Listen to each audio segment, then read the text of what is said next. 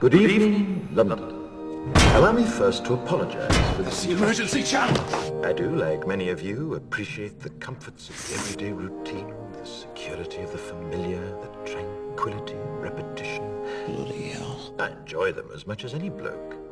But in the spirit of commemoration, whereby those important events of the past, usually associated with someone's death or the end of some awful bloody struggle, are celebrated with a nice holiday, I thought we could mark this November the 5th, a day that is sadly no longer remembered, by taking some time out of our daily lives to sit down and have a little chat.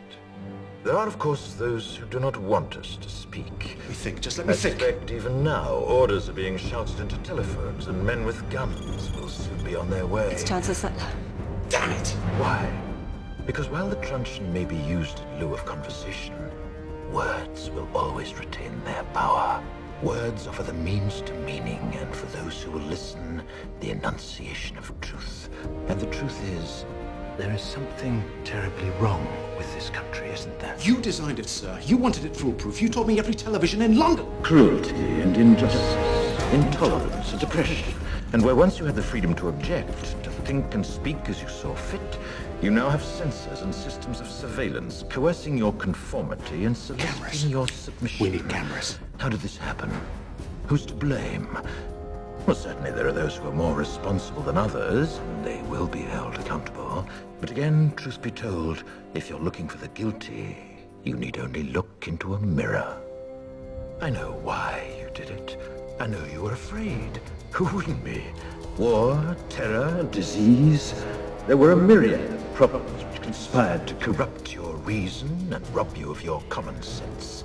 Fear got the best of you, and in your panic you turned to the now High Chancellor Adam Sutler. He promised you order, he promised you peace, and all he demanded in return was your silent, obedient consent. Inspector, you're almost through. Last night I sought to end that silence.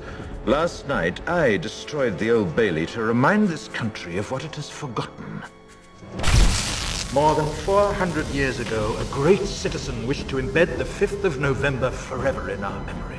His hope was to remind the world that fairness, justice, and freedom are more than words. They are perspectives. So if you've seen nothing, if the crimes of this government remain unknown to you, then I would suggest that you allow the 5th of November to pass unmarked.